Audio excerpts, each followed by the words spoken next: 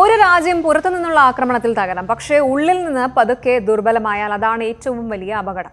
ഇന്ന് പാകിസ്ഥാനെ കുറിച്ച് അന്താരാഷ്ട്ര തലത്തിൽ ചർച്ചയാകുന്നത് അതാണ്. ബലൂചിസ്ഥാൻ, POK, ഖൈബർ പഖ്തൂൺഖ്വ, ഗിൽജിസ്ഥാൻ, ബോൾട്ടിസ്ഥാൻ.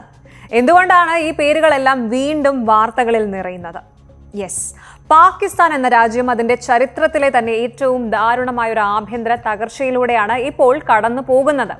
അതിർത്തികളിൽ നിന്നുള്ള ഭീഷണിയേക്കാൾ ഇന്ന് ഇസ്ലാമാബാദിനെ ഭയപ്പെടുത്തുന്നത് സ്വന്തം രാജ്യത്തിനകത്ത് നിന്ന് ഉയരുന്ന ജനകീയ രോഷമാണ്. ബലൂചിസ്ഥാൻ, പാക് അധിനിവേശ കശ്മീർ, ഖൈബർ പഖ്തൂൺഖ്വ, സിന്ധ് അങ്ങനെ പഞ്ചാബ് പ്രവിശ്യയ്ക്ക് പുറത്തുള്ള ഭൂരിഭാഗം പ്രദേശങ്ങളും ഇന്ന് ഭരണകൂടത്തിനെതിരെ തുറന്ന യുദ്ധത്തിലാണ്. എന്നാൽ എന്തുകൊണ്ടാണ് രാഷ്ട്രീയ വിദഗ്ധരും അന്താരാഷ്ട്ര മാധ്യമങ്ങളും പാകിസ്ഥാനെ ഇപ്പോൾ പഞ്ചാബിസ്ഥാൻ എന്ന് വിശേഷിപ്പിക്കുന്നത്? രാജ്യത്തിന്റെ സമ്പത്തും വിഭവങ്ങളും സൈനിക ശക്തിയും കേവലം ഒരു പ്രവിശ്യ മാത്രം അനുഭവിക്കുമ്പോൾ ബാക്കിയുള്ള ജനവിഭാഗങ്ങൾ അനുഭവിക്കുന്ന ദാരിദ്ര്യവും അടിച്ചമർത്തലുകളാണ് ഇതിന് കാരണം. എന്താണ് പാകിസ്ഥാനിൽ യഥാർത്ഥത്തിൽ സംഭവിക്കുന്നത്? ബലൂചിസ്ഥാനിലും POKയിലും സ്ഥിതിഗതികൾ എത്രത്തോളം വഷളായിരിക്കുന്നു പരിശോധിക്കാം. പാകിസ്ഥാൻ രൂപീകൃതമായ കാലം തൊട്ടേ നിലനിൽക്കുന്ന ഒരു പരാതിയാണ് അവിടെ എല്ലാ മേഖലകളിലും പഞ്ചാബി വംശജരുടെ ആധിപത്യമാണ് എന്നത്. സൈന്യത്തിലെ ഭൂരിഭാഗം ഓഫീസർമാരും ഉദ്യോഗസ്ഥ വൃന്ദവും രാജ്യത്തെ പ്രമുഖ വ്യവസായികളും പഞ്ചാബ് പ്രവിശ്യയിൽ നിന്നുള്ളവരാണ്. എന്നാൽ രാജ്യത്തിന് ഏറ്റവും കൂടുതൽ പ്രകൃതിവാതകവും ധാതുക്കളും നാച്ചുറൽ റിസോഴ്സസ് നൽകുന്ന ബലൂചിസ്ഥാൻ പോലെയും അതുപോലെ വിനോദസഞ്ചാര വരുമാനം നൽകുന്ന POK പോലെയുമുള്ള പ്രദേശങ്ങൾക്ക് തിരികെ ലഭിക്കുന്നത് അടിച്ചമർത്തലുകൾ മാത്രമാണ്. പാകിസ്ഥാന്റെ വരുമാനവും വിദേശ സഹായങ്ങളും പ്രധാനമായും ഉപയോഗിക്കുന്നത് പഞ്ചാബ് പ്രവിശ്യയുടെ വികസനത്തിനും ഇസ്ലാമാബാദിലെ എലീറ്റ് വർഗത്തിനും വേണ്ടി മാത്രമാണ്. ഇതിന്റെ ഫലമായിട്ടാണ് ഞങ്ങൾ പാകിസ്ഥാന്റെ പൗരന്മാരല്ല, പഞ്ചാബിസ്ഥാന്റെ അടിമകളാണ് എന്ന വികാരം ബലൂജികൾക്കിടയിൽ, കശ്മീരികൾക്കിടയിലും ഒക്കെ ശക്തമായത്. ഇതിലെ ഏറ്റവും അപകടകരമായ മേഖല ബലൂചിസ്ഥാനാണ്. ദശാബ്ദങ്ങളായിട്ട് അവിടെ നടക്കുന്ന സ്വാതന്ത്ര്യ സമരം ഇപ്പോൾ തികച്ചും വ്യത്യസ്തമായ ഒരു തലത്തിലേക്ക് മാറിയിരിക്കുകയാണ്. ബലൂചിസ്ഥാൻ ലിബറേഷൻ ആർമി BLA ഉൾപ്പെടെയുള്ള സംഘടനകൾ മുൻപ് ഒളിയുദ്ധം, ഗൊറില്ല വാർഫെയർ നടത്തിയിരുന്ന സ്ഥാനത്ത് ഇന്ന് പാക് സൈനിക ക്യാമ്പുകൾക്കും ട്രെയിനുകൾക്കും ഹൈവേകൾക്കും നേരെ നേരിട്ട് ആക്രമണം നടത്തുകയാണ്. പോലീസും പട്ടാളവും ആക്രമിക്കപ്പെടുകയും ദിവസം തോറും ഡസൻ കണക്കിന് പാക് സൈനികർ കൊല്ലപ്പെടുകയും ചെയ്യുന്നു. ചൈന പാകിസ്ഥാൻ ഇക്കണോമിക് കോറിഡോർ CPECയുടെ പേരിൽ തങ്ങളുടെ ഭൂമിയും സമ്പത്തും ചൈനയ്ക്ക് പണയം വയ്ക്കുകയാണ് എന്ന് ബലൂജികൾ ആരോപിക്കുന്നു.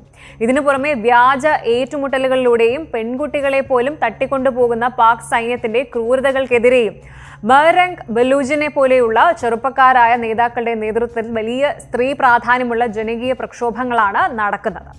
ഇനി അടുത്ത ഘടകം പാക് അധിനിവേശ കാശ്മീർ, POK. ഇന്ത്യയിലെ ജമ്മു കാശ്മീരിൽ വികസനവും സമാധാനവും തിരിച്ചെത്തുമ്പോൾ POKയിൽ കാര്യങ്ങൾ വൻ സ്ഫോടനാത്മകമാണ്. ജോയിന്റ് അവാമി ആക്ഷൻ കമ്മിറ്റിയുടെ അതായത് JAACയുടെ നേതൃത്വത്തിൽ മാസങ്ങളായിട്ട് ലക്ഷക്കണക്കിന് ആളുകളാണ് POKയിൽ തെരുവിലിറങ്ങിയിരിക്കുന്നത്.